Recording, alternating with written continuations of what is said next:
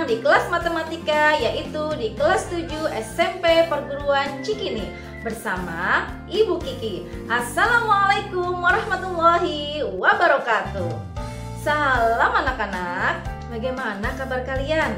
Bu Kiki harap semoga semuanya dalam keadaan sehat ya.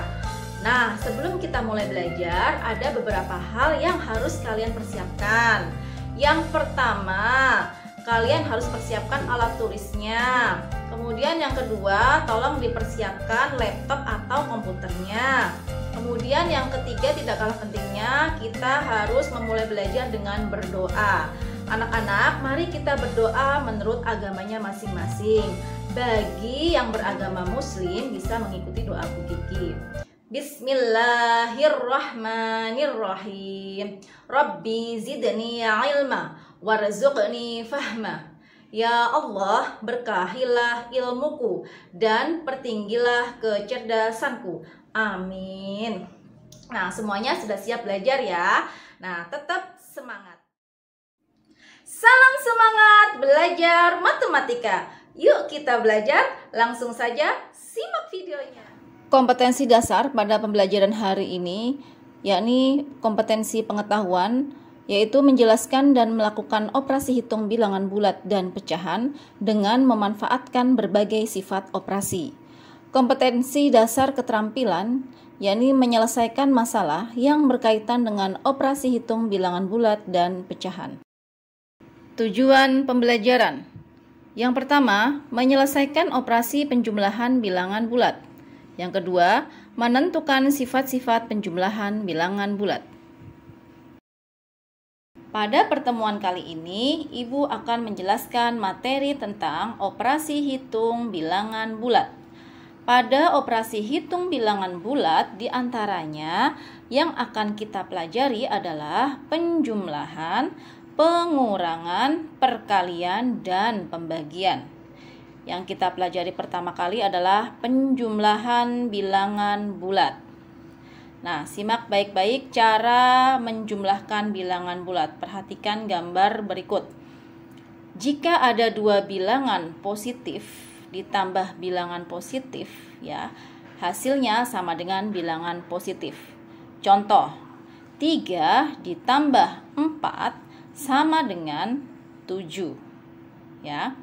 Kemudian pada baris yang kedua, kalian lihat bulatannya. Bulatan yang pertama itu bulatan besar ya. Jadi bilangan positif ditambah bilangan negatif itu sama dengan bilangan positif. Kenapa bisa positif? Karena dua bilangan yang kita jumlahkan itu angka yang besar pada bilangan positifnya, sehingga hasilnya positif. Contoh, 8 ditambah min 3. Karena angka yang besar di situ adalah 8, dia tandanya positif, pasti hasilnya juga positif. Jadi 8 ditambah min 3 itu sama dengan 5. Selanjutnya, bilangan positif jika ditambahkan dengan bilangan negatif itu sama dengan bilangan negatif. Kenapa hasilnya merupakan bilangan negatif? Karena dua bilangan yang sedang kita jumlahkan, angka yang paling besar itu adalah angka negatif. Contoh, 1 ditambah min 9. Bilangan 1 dengan 9, angka yang besar itu adalah 9, sehingga hasilnya negatif. Karena 9-nya negatif ya, jadi 1 ditambah min 9 itu sama dengan negatif 8. Penjumlahan dengan garis bilangan. Kita dapat menentukan hasil penjumlahan bilangan bulat dengan menggunakan bantuan garis bilangan. Jika penjumlahan dengan bilangan bulat positif, maka kita melangkah ke sebelah kanan. Dan jika penjumlahan dengan bilangan bulat negatif, maka kita melangkah ke sebelah kiri. Sebagai contoh, tentukanlah hasil penjumlahan bilangan-bilangan berikut dengan menggunakan garis bilangan. Kita tentukan hasil dari 8 ditambah dalam kurung negatif 3. Nah, langkah pengerjaannya adalah dari titik 0 bergerak 8 satuan ke kanan, kemudian dilanjutkan 3 satuan lagi ke kiri, sehingga diperoleh titik akhir yaitu 5. Sehingga hasil dari penjumlahan 8 ditambah dalam kurung negatif 3 sama dengan 5. Kita lanjutkan dengan contoh soal. Contoh soal yang pertama. Kita jumlahkan bilangan min 2 ditambah 5. Perhatikan garis bilangan berikut. Dari titik 0, kita bergerak ke kiri 2 langkah atau 2 satuan, kemudian dilanjutkan ke kanan sebanyak 5 satuan, sehingga diperoleh titik akhir yaitu 3. Jadi, hasil dari min 2 ditambah 5 sama dengan 3. Selanjutnya, soal nomor 2. Kita jumlahkan bilangan 7 ditambah dalam kurung negatif 3. Kita awali dari titik 0, bergerak ke kanan sebanyak 7 satuan. Kemudian dilanjutkan bergerak ke kiri sebanyak 3 satuan. Sehingga diperoleh titik akhir di situ adalah 4. Jadi hasil dari 7 ditambah dalam kurung min 3 sama dengan 4. Selanjutnya contoh soal yang ketiga. Kita jumlahkan bilangan negatif 4 ditambah dalam kurung negatif 3. Dari titik 0, kita arahkan ke kiri sebanyak 4 satuan. Kemudian dilanjutkan kembali ke kiri lagi, di situ sebanyak 3 satuan. Sehingga diperoleh titik akhir adalah min 7. Jadi hasil dari min 4 ditambah min 3 itu sama dengan min 7. Sifat-sifat penjumlahan. Sifat yang pertama adalah sifat komutatif atau pertukaran. Perhatikan penjumlahan berikut.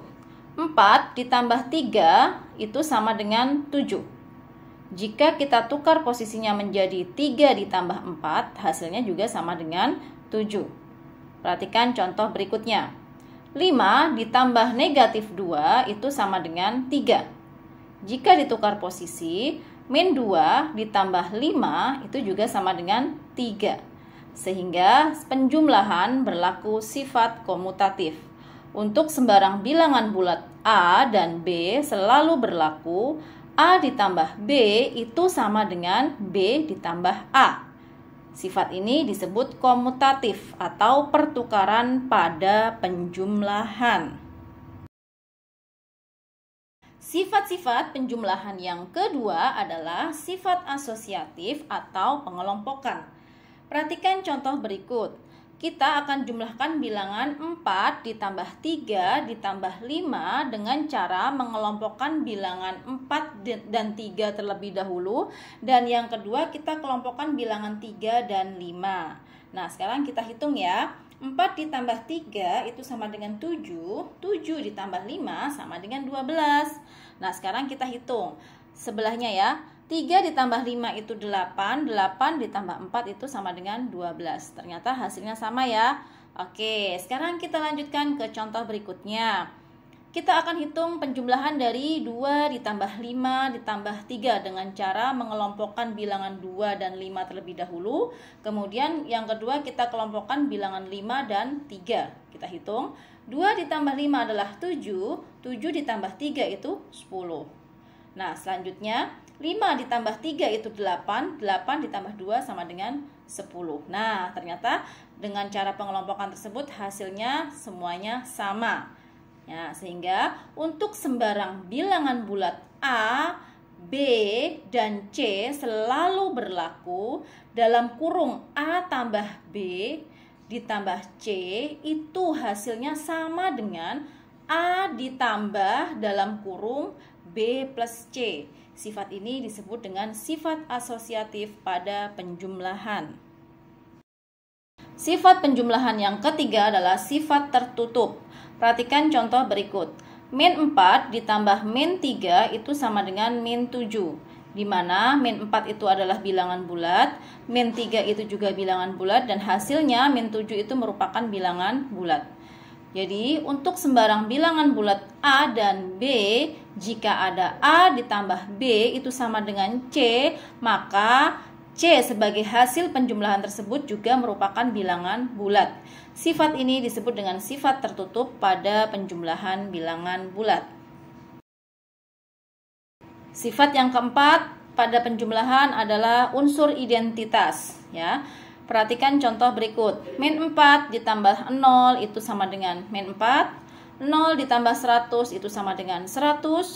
6 ditambah 0 itu sama dengan 6. Nah, jika 0 ditambah dengan suatu bilangan atau suatu bilangan ditambah dengan 0, maka hasilnya adalah bilangan itu sendiri.